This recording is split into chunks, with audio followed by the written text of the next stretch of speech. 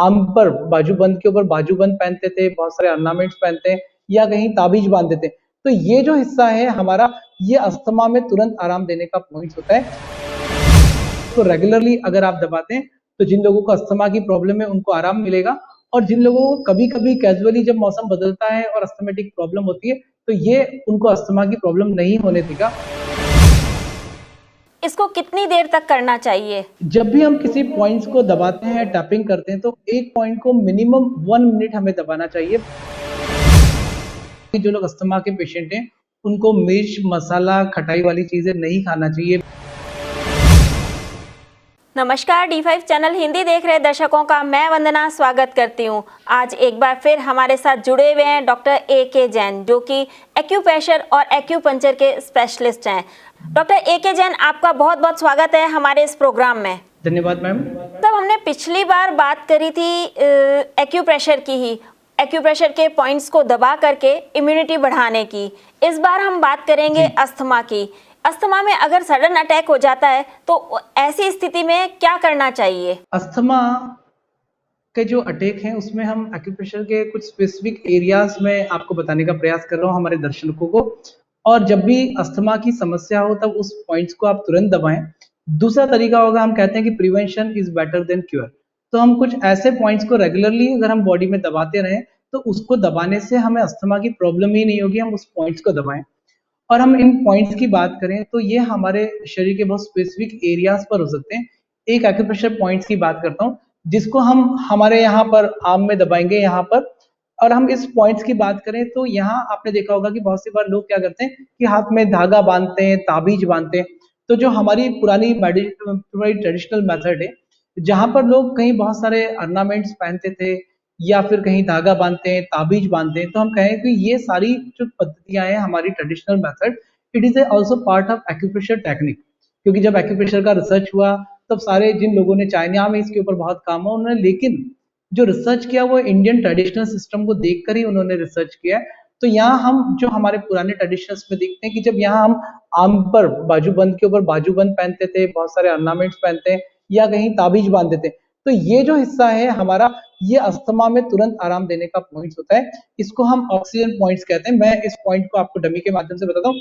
यहाँ पर हमारा जो पॉइंट्स है हमारी एल्बो से लगभग 4 उंगली हाथों में ऊपर, मतलब हम जब अपनी बॉडी पे फिजिकल हाथ में देखेंगे तो यहाँ फिजिकल हैंड में हमें क्या करना है कि ये पॉइंट्स हमारे 4 फिंगर्स ऊपर जा रहा है। यहाँ पर हमने एल्बो पे 4 फिंगर रखी और यहाँ ऊपर की तरफ ये हमारा लंग्स का एक ऐसा पॉइंट है जो ये हमारे ऑक्सीजन लेवल को बढ़ाने में बहुत करेगा, हेल्प करेगा। इसको रेगुलरली अगर आप दबाते हैं तो जिन लोगों को अस्थमा की प्रॉब्लम है उनको आराम मिलेगा, और जिन लोगों को कभी-कभी कैजुअली जब मौसम बदलता है और अस्थमेटिक प्रॉब्लम होती है तो ये उनको अस्थमा की प्रॉब्लम नहीं होने देगा। दूसरा एक स्पेसिफिक बहुत अच्छा पॉइंट है जो हमारे कॉलर बोन पर आता है, एग्जैक्टली हमारे कॉलर बोन पर आता है एक्यूप्रेशर का ये पॉइंट है। इसको हम देखें तो ये जहां मेरे बटन के यहाँ पर ये पॉइंट आ रहा है, मैं एग्जैक्ट एक पॉइंट पर नहीं जा सकता हूँ। मान लीजिए मुझे एक्यूप्रेशर के बारे में ज्ञान नहीं है तो मुझे 4 फिंगर्स को यहाँ रखकर उस पॉइंट पर रेगुलरली टैपिंग करना है। तो ये जो 2 पॉइंट्स मैंने आपको बताया ये अस्थमा में बहुत हेल्प करेंगे। जिन लोगों को सांस लेने में तकलीफ होती है, सांस छोड़ने में तकलीफ होती है, उनके लिए बहुत अच्छा अस्थमा का उपचार एक्यूप्रेशर चिकित्सा पद्धति के माध्यम से हम कर सकते हैं। और लास्ट एक तीसरा पॉइंट जो है हमारी बैक में, हमारे गर्दन के पीछे की तरफ, हमारी स्पाइनल कॉर्ड हमारे सेंटर में होती है। उस स्पाइनल कॉर्ड के दोनों तरफ, राइट में भी और लेफ्ट में भी, अगर हम यहाँ पर 4 फिंगर्स को मैंने जिस तरह से रखा है ऐसे रख के घर में हम किसी को बोले कि हमारे पीछे के एरिया में बहुत अच्छे से 4 फिंगर से प्रेशर दे दें, राइट में भी लेफ्ट में भी क्लॉकवाइज, तो ये पॉइंट अस्थमा में बहुत हेल्प करता है। तो मैं आपको बताना चाहूंगा हमारे ऑडियंस के लिए कि पहला पॉइंट, दूसरा पॉइंट और तीसरा पॉइंट। अब तीसरे पॉइंट के लिए सपोज मान लीजिए आपके घर में कोई व्यक्ति नहीं है और कैसे आप उपचार करें, तो आपको अपने हाथ को पीछे की तरफ रखना है, गर्दन के पीछे की तरफ, नीचे की तरफ ले जाए और यहाँ पर हाथ से धीरे धीरे हाथ की हथेली को आप रोटेट करें। इसको रोटेशन करने से आपको अस्थमा में तुरंत लाभ मिलेगा। तो इन 3 पॉइंट्स के उपयोग करने से अस्थमा में बहुत आराम आ सकता है। इसको कितनी देर तक करना चाहिए? जब भी हम किसी पॉइंट्स को दबाते हैं, टैपिंग करते हैं, तो एक पॉइंट को मिनिमम 1 मिनट हमें दबाना चाहिए। प्रेशर देने का जो तरीका हो उतना ही हो, जितना कोई व्यक्ति सहन करे तो उसकी सहन करने की क्षमता के अकॉर्डिंग हम प्रेशर देंगे। और दिन में इन पॉइंट्स को हम 3 से 4 बार प्रेशर दे सकते हैं। एक्यूप्रेशर उपचार पद्धति करने से, इन पॉइंट को दबाने से किसी भी तरह का कोई साइड इफेक्ट नहीं होगा, नुकसान नहीं होगा। जो लोग पहले से दवाइयां ले रहे हैं, एलोपैथी की, आयुर्वेद या किसी अन्य पद्धति की दवाई ले रहे हैं, उन पद्धति की दवाई के साथ अगर इस पॉइंट्स को वो उपयोग में करते हैं तो उनको बहुत आराम मिलेगा। थोड़े धीरे धीरे ये हो जाएगा कि उनकी ये प्रॉब्लम ठीक होने लगेगी। साथ में एक ब्रीदिंग एक्सरसाइज रेगुलरली करें।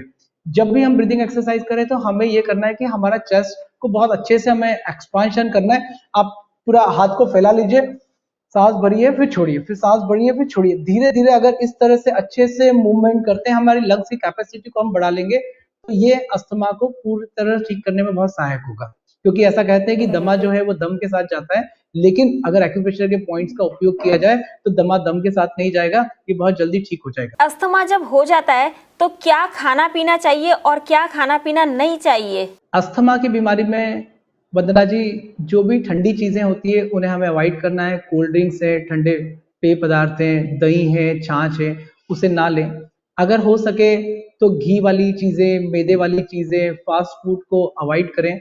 मौसम का जरूर ध्यान रखें। जिन लोगों को अस्थमा की प्रॉब्लम होती है, विंटर सीजन में बहुत ज्यादा प्रॉब्लम्स होती है।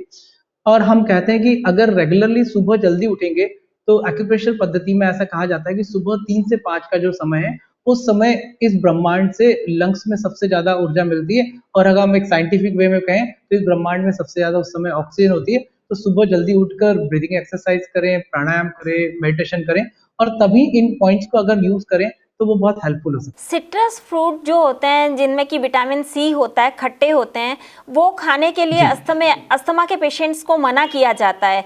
तो ऐसी स्थिति में उन्हें क्या करना चाहिए? खाने चाहिए या नहीं खाने चाहिए? फ्रूट्स की बात करें तो it's depend on the person to person. सब व्यक्ति की अपनी अपनी बॉडी की क्षमता होती है। किसी व्यक्ति को सिट्रिक फूड अच्छे लगते हैं, उनको बहुत फायदा होता है। सम टाइम किसी को लगता है कि मैं खाऊंगा तो नुकसान होगा।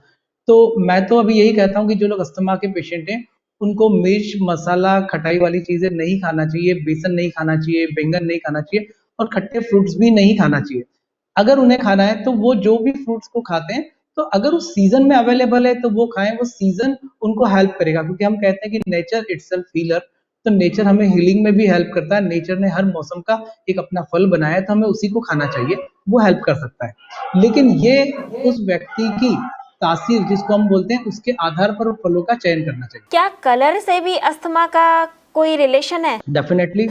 डॉक्टर जैन, ये बताइए कि कलर से कैसे अस्थमा का रिलेशन है? रंगों के उपचार की बात करें तो प्रकृति ने हमें सब कलर दिए हैं, और हर कलर का एक अपना सिद्धांत हो सकता है। हम कहते हैं कि हमारा जो शरीर है वो 5 महाभूतों से बना है, 5 तत्वों के माध्यम से हमारा शरीर बना है, और ये ब्रह्मांड भी पूरा 5 महाभूत से बना है। तो हर कलर का एक अपना इंपॉर्टेंस है।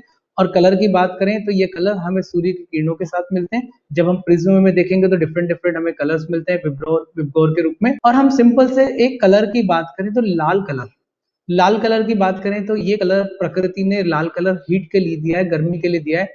जब भी अगर किसी व्यक्ति को ठंडी से संबंधित बीमारी है, शरीर में ठंडक से संबंधित बीमारी है, अस्थमा की बीमारी है, उस व्यक्ति को रेड कलर का स्केच पेन, मैं स्पेसिफिक एक एरिया बता रहा हूँ, उस एरिया पर अगर वो रेगुलरली रेड कलर का स्केच पेन लगाता है, तो रेड कलर का स्केच पेन लगाने से जिन लोगों को सांस लेने में बहुत तकलीफ हो रही है, स्पेशली लंग्स में कंजेशन हो जाता है, कफ रह जाता है, तो यहाँ पर हाथ की हथेली का ये जो पाम का उठा हुआ हिस्सा है, यहाँ पर हम रेड कलर को इस तरह से लगा दें, तो ये जो रेड कलर है, हमने रेड कलर पूरा इस पाम के उठे हुए हिस्से पर लगा दिया अच्छे से। तो ये रेड कलर किसी भी एक हाथ में हम लगा सकते हैं, राइट हैंड में या लेफ्ट हैंड में। ये अस्थमा की डिसीज में बहुत हेल्प करेगा। अगर मैं रेड कलर की बात करूं तो गर्मी का कलर है, हीट का कलर है। जिन लोगों को गले में तकलीफ होती है, थ्रोट इन्फेक्शन होते हैं, तो वो क्या करते हैं, हम उनको सलाह देते हैं, अभी भी कोविड डिसीज में हम सलाह देते हैं कि गर्म पानी पीजिए जब भी गले में तकलीफ हो। तो जो गर्म है वो है टेम्परेचर है, और टेम्परेचर जो है वो लाल कलर का रिप्रेजेंटेशन करता है। तो रेड कलर जितनी भी ठंडक के कारण बीमारियां होती है, उनको ठीक करने के लिए उपचार का सबसे अच्छा माध्यम हो सकता है। स्पेशली अस्थमा वाली बीमारियों के लिए अच्छा माध्यम है। क्या और कोई उपचार भी है एक्यूप्रेशर में अस्थमा के लिए? एक्यूप्रेशर में बहुत सारे उपचार के पॉइंट्स हो सकते हैं, लेकिन मैंने जिन अभी पॉइंट्स की आपसे चर्चा की, ये सामान्य रूप से एक व्यक्ति के लिए बहुत ही अच्छे उपचार के पॉइंट्स हैं और इन पॉइंट्स पर दबाव देने से, प्रेशर देने से, टैपिंग करने से उस व्यक्ति को निश्चित बहुत आराम मिलेगा। क्या हम कलर थेरेपी के अलावा भी कोई और टेक्निक यूज कर सकते हैं अस्थमा के पेशेंट के लिए? अस्थमा के पेशेंट के लिए दुनिया में सबसे अच्छा जाना जाता है कि एक्यूप्रेशर और एक्यूपंक्चर बहुत अच्छी विधा है जिन लोगों को अस्थमा की समस्या होती है। तो प्रेशर मतलब किसी भी बॉडी के स्पेसिफिक एरिया पर जब हम, जैसे मैंने आपको पॉइंट्स बताया, पॉइंट 1, पॉइंट 2, इन जगह पर हमें हाथ की हथेली से प्रेशर देना है। तो एक मेथड हमारे पास प्रेशर की है। दूसरा, जो लोग अच्छे एक्यूपंक्चरिस्ट होते हैं, किसी अच्छे एक्यूपंक्चरिस्ट की हेल्प लेकर भी अस्थमा का उपचार किया जा सकता है। रंगों के माध्यम से भी उपचार कर सकते हैं, या फिर इजीली केमिस्ट की शॉप पर आपको पेपर टेप मिल जाएगा। इस पेपर टेप को लेकर, इस पेपर टेप के अंदर हम एक सीड्स को ले लें, स्टोन को ले लें, थोड़ा सा मोटा चना ले लें, उस चने को लेकर भी अगर हम इस पॉइंट पर दबाते हैं तो ये बहुत हमें हेल्प करेगा। या फिर मैंने कहा कि इस प्रकृति ने बहुत कुछ, हमारे प्रकृति के अंगों जो बनाए हैं वो प्रकृति के जैसे बनाए। और अगर हम बात करें तो हमारे शरीर में जो लंग्स हैं, लंग्स का जो इंटरनल पार्ट है alveoli, it is just like the grapes. अगर हम ग्रेप्स को देखें, अंगूर को देखें और ऐसा गुच्छा बना ले तो वो बिल्कुल वैसा ही लगेगा जैसे हमारे एल्वियोलाई होते हैं। तो यहाँ हम सिंपल ग्रेप्स के बीजों को, या ग्रेप्स को खाने के बाद अंदर से जो बीज निकलते हैं, सीड्स निकलते हैं, उसको पेपर टेप पर ले लें, इस तरह से पेपर टेप में ले लें। और यहाँ अंगूर के बीज को ले लें, हम ग्रेप्स को ले लें। अंगूर के बीज नहीं है तो आप मनुक्का भी ले सकते हैं, किशमिश भी ले सकते हैं, ड्राई कर लें। उसके अंदर का जो बीज निकलता है उसको लेकर हाथ की हथेली के इस हिस्से पर आप रेगुलरली लगा दें। राइट हैंड में भी आप इसको लगा सकते हैं, लेफ्ट हैंड में भी लगा सकते हैं, किसी भी हाथ में हम यहाँ दे सकते हैं। जब हम कलर लगाएंगे किसी व्यक्ति को तो ये ध्यान रखिए, कलर हमें सुबह से शाम तक लगाना है, डे आवर्स में लगाना है। जब इस सीड्स को लगाते हैं हम किसी भी पॉइंट्स के ऊपर, स्पेशली अस्थमा की डिसीज में, तब इन पॉइंट्स को आप दिन में भी लगा सकते हैं, रात में भी लगा सकते हैं। आपने किसी पॉइंट को लगाया, लगाने के बाद काम करते हुए हाथ गीला हो जाता है, आप अगेन पॉइंट्स को यूज कर लीजिए। पॉइंट्स लगाने का सबसे अच्छा तरीका जो है वो मुझे लगता है रात का समय ज्यादा अच्छा है। रात के समय लोग फ्री हो जाते हैं, रात को उस पॉइंट्स को अपनी जगह पे टैपिंग करके छोड़ दीजिए और सुबह जब भी उठे तो निकाल के फेंक दीजिए। या हम सामान्य रूप से जब भी किसी जगह पर कलर लगाते हैं, पॉइंट्स लगाते हैं, तो लगभग 6 से लेकर 8 घंटे तक हम उसको लगा रहने दें, उसके बाद वो अपने आप नेचुरली वॉश है। एक्यूप्रेशर में जब हम प्रेशर देते हैं तो वो प्रेशर देने का सही तरीका क्या है? सही तरीका यह है कि सही पॉइंट का चयन किया जाए और उस सही पॉइंट के चयन के बाद उस पॉइंट को सही तरीके से सही समय तक दबाया जाए।